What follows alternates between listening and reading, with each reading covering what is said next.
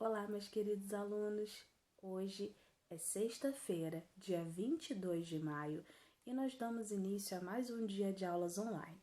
Para começar esse nosso dia, eu vou pedir que você pegue a sua apostila 2 de História e abra na página 6. Na página 6, nós vamos dar início ao módulo 5, Novos Caminhos. Vamos lá? Na nossa abertura de módulo, nós vamos ver esse monumento que foi feito em homenagem aos tropeiros. Os tropeiros eram esses homens que faziam o comércio entre uma cidade e outra naquela época, ok? Então, vamos para essas perguntinhas que nós temos aqui embaixo?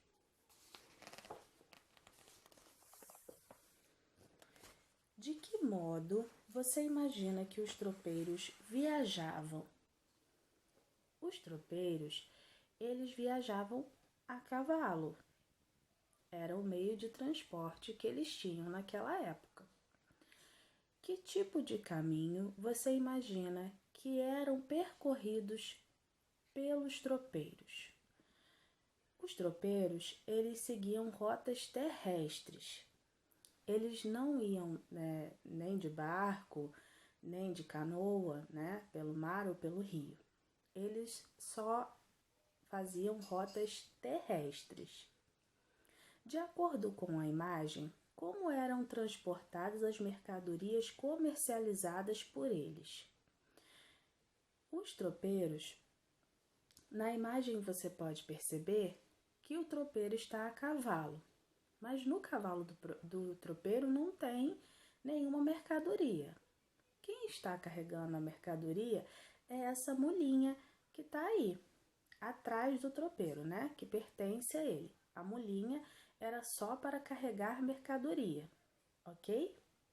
Nós vamos agora para a página 7. Para começar, como você viu no módulo anterior, a produção de alimentos em quantidade maior do que a necessária para a sobrevivência das populações, deu origem a uma nova atividade econômica, o comércio. Os produtos que não eram consumidos pelo grupo eram trocados com outros grupos. Alguns comerciantes negociavam suas mercadorias dentro da própria cidade, enquanto outros transportavam os produtos para vendê-los em outros lugares.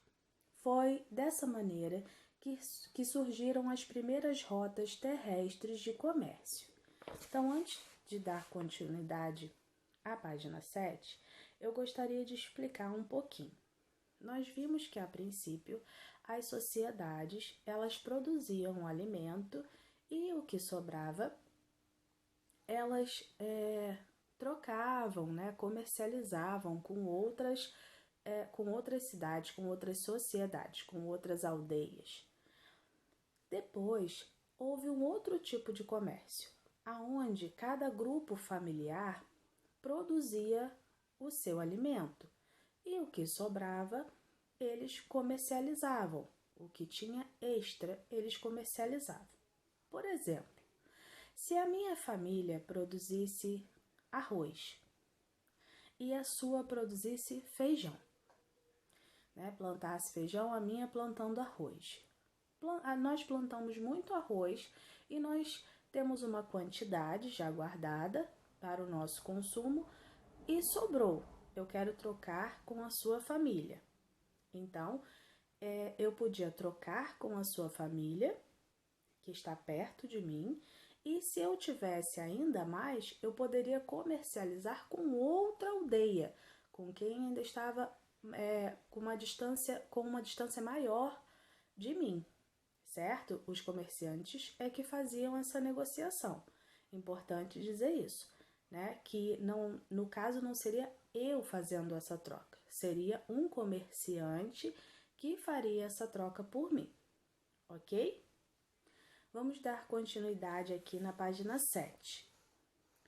Ao longo do tempo, diversas rotas comerciais foram criadas e diferentes produtos passaram a ser comercializados. Mas você já imaginou como as mercadorias eram transportadas?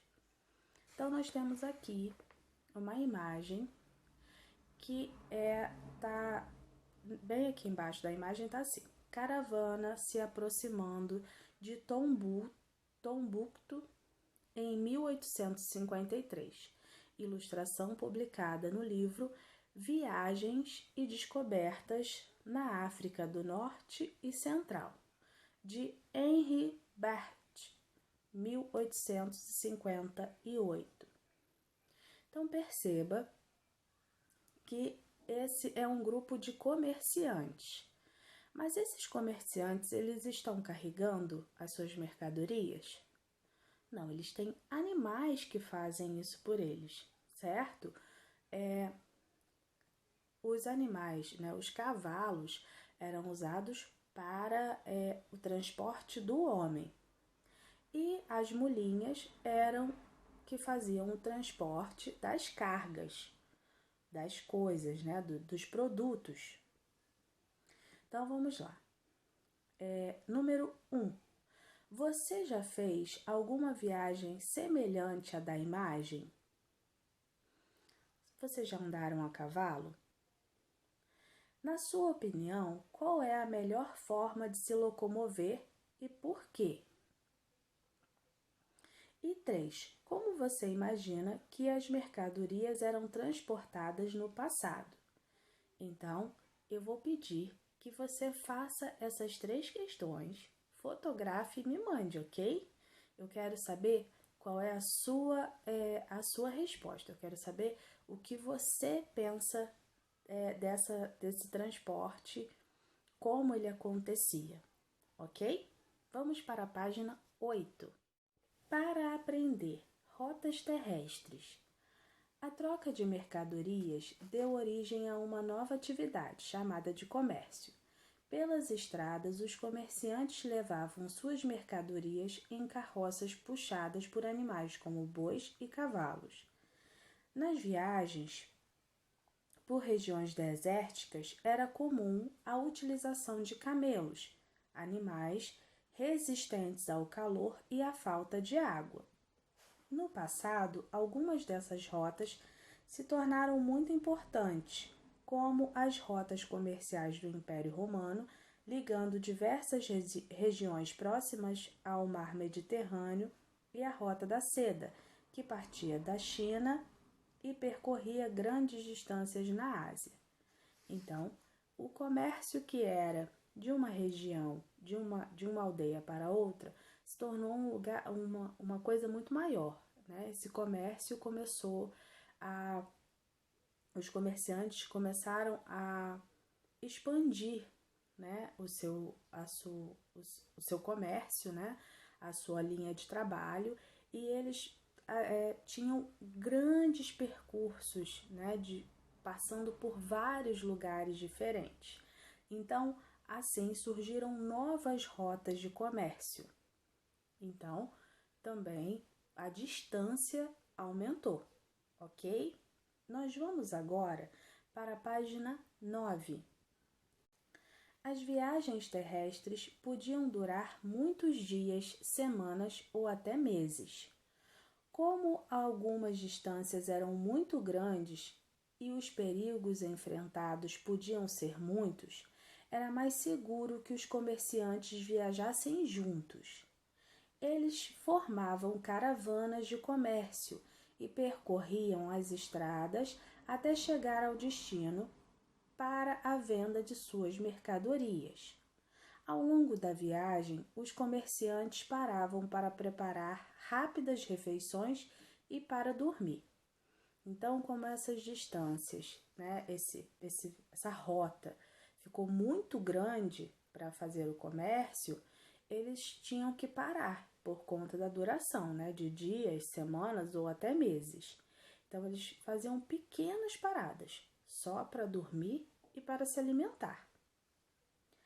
Além de negociar produtos, os comerciantes viviam experiências enriquecedoras. entravam em contato com povos de culturas diferentes e conheciam diversas paisagens. Então, os comerciantes, a maioria das pessoas ficava presa à sua aldeia. Então, não tinha contato com outras culturas, com outras pessoas de aldeias diferentes da sua. Então, os comerciantes, eles tinham essa experiência enriquecedora de poder chegar a lugares diferentes, conhecer culturas diferentes, né? Cada aldeia tinha o seu modo de agir, de ser administrada ou de fazer festa, enfim. Tudo isso era vivenciado pelos comerciantes, né? Com as chegadas nas aldeias para o comércio. Então vamos continuar. Durante vários séculos, muitas pessoas não conheciam mais do que a aldeia ou cidade onde nasciam. Por isso, as histórias contadas pelos viajantes eram uma fonte importante de informações. Com base nelas, as pessoas imaginavam o que se passava em outros lugares e muitas vezes criavam outras histórias sobre aventuras em terras distantes. Então, esses comerciantes, além de adquirir esse conhecimento, eles também transmitiam. E era dessa forma que as pessoas iam conhecendo um pouco mais, né, da cultura de outros lugares, já que elas praticamente não saíam, né? Praticamente não, elas não saíam de suas aldeias. Essa viagem era feita só por comerciantes. Então, era assim que o povo conseguia aprender mais sobre outros povos. E assim foram começando as histórias, as lendas, certo? Agora eu tenho aqui embaixo a número 1 e a número 2. Como surgiram as rotas do comércio terrestre? E número 2, por que é possível dizer que os comerciantes também carregavam conhecimento? Dá uma pausa no vídeo que eu já volto para corrigir com você. Então, número 1, como surgiram as rotas de comércio terrestre? Surgiam, né, de acordo com quanto as pessoas passavam para fazer as trocas comerciais. Então, surgiam quando as pessoas passavam a fazer trocas comerciais entre diferentes cidades. Ok? Por que é possível dizer que os comerciantes também carregavam conhecimento? Porque durante a sua viagem ele tinha contato com povos diferentes e conhecimentos e culturas diferentes. E eles transmitiam o conhecimento deles, né, de uma aldeia para outra. Eles levavam informações de uma aldeia para outra, né? Agora, nós vamos para a página 10. Gotinha de saber. As viagens de Marco Polo. Marco Polo nasceu em Veneza, atual Itália, no ano de 1253. Filho e neto de ricos mercadores, quando tinha 17 anos, chegou às terras do imperador mongol Kublai Khan, cujo império abrangia muitas terras, entre elas as que hoje correspondem à Rússia, à Índia e à China.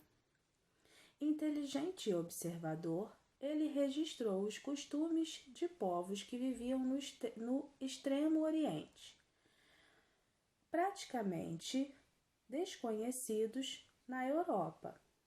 Marco Polo deixou manuscritos que foram publicados na Europa no século XIV. Seus relatos estimularam os sonhos europeus de realizar grandes navegações. Então, o que ele contou estimulou a Europa a querer conhecer mais, a querer fazer as grandes navegações para conhecer mais, né, o Extremo Oriente. Então vamos ler aí. Leia a seguir um trecho de um desses relatos. A Grande China. A viagem por esta planície em direção ao sul leva 5 dias. A cabo da 5ª jornada, chega-se a uma outra descida de 20 milhas de extensão, por onde é muito difícil de se andar, e onde há também um grande número de ladrões. No final, embaixo, chega-se a uma outra planície, igualmente bela, chamada Cormosa. Para atravessá-la, são mais 2 jornadas em que se passa por uma linda ribeira, onde se encontram francolins, papagaios e outros pássaros diferentes dos nossos. Passados 2 dias, chega-se ao mar Oceano, em cuja orla fica situada a cidade portuária de Ormuz. É aí que chegam da Índia os navios com todas as especiarias e tecidos de ouro, elefantes e muitas outras mercadorias. Deste lugar, elas são levadas para o resto do mundo. Esta é uma terra de intenso comércio e também capital de província. O rei chama-se Iocomar e, sob seu poder, há muitos castelos e cidades. Então, com essa descrição do Marco Polo, né, falando desses tecidos de ouro, desses animais, das especiarias, isso fez surgir nos europeus um grande interesse, né? Fez aumentar um grande interesse que os europeus tinham no Extremo Oriente. Então, começaram a surgir as ideias das rotas marítimas, mas com grandes navegações, ok? Mas antes de falar sobre as grandes navegações, nós vamos para a página 11, onde nós vamos falar sobre rotas fluviais e marítimas. Vamos lá? Além das rotas terrestres, também existiam rotas que eram percorridas com embarcações como canoas ou navios. Algumas dessas rotas eram fluviais, ou seja, seguiam por rios. Existiam também as rotas marítimas, aquelas que seguiam pelo mar. Lembre-se de que muitas cidades surgiram próximo aos rios, pois assim o abastecimento de água era garantido, o que é essencial para a sobrevivência dos seres humanos. A água dos rios era usada para consumo humano e de animais, além de possibilitar o desenvolvimento da agricultura. Então, as cidades já eram formadas à beira dos rios para facilitar o consumo de água, certo? Eles precisavam da água para a sobrevivência dos animais, dos seres humanos e para a agricultura. Então, a rota fluvial ou a marítima eram rotas bem usadas, porque pelos barcos, né, eles conseguiam carregar maiores quantidades de produtos. No Egito Antigo, por exemplo, a civilização se desenvolveu próximo ao rio Nilo, que era bastante usado para a navegação. No dia a dia, embarcações, grandes e pequenas, transportavam alimentos e objetos para diferentes lugares. Agora, nós vamos para a página 12. Uma das vantagens que as rotas fluviais e marítimas ofereciam para os comerciantes é de que as viagens podiam ser bem mais rápidas que aquelas feitas por rotas terrestres. Além disso, as embarcações podiam transportar uma quantidade maior de mercadorias e alcançar lugares mais distantes. Alguns povos se destacaram no passado como grandes comerciantes marítimos. Foi o caso dos fenícios, um povo que viveu na região do atual Líbano.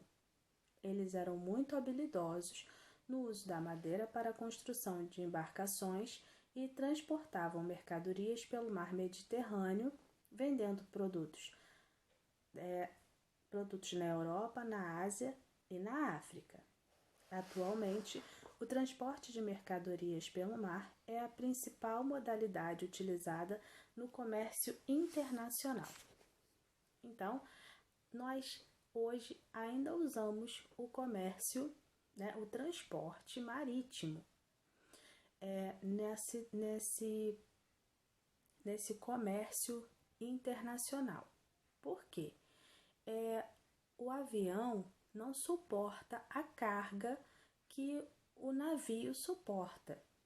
Então, se você for no centro do Rio, por exemplo, você consegue ver grandes embarcações, grandes navios com containers, vários containers, são várias caixas de ferro, que transportam, trazem mercadorias de outros países, assim como levam mercadorias aqui do Brasil para outros países. Então, nós ainda usamos muito o transporte marítimo para o comércio internacional.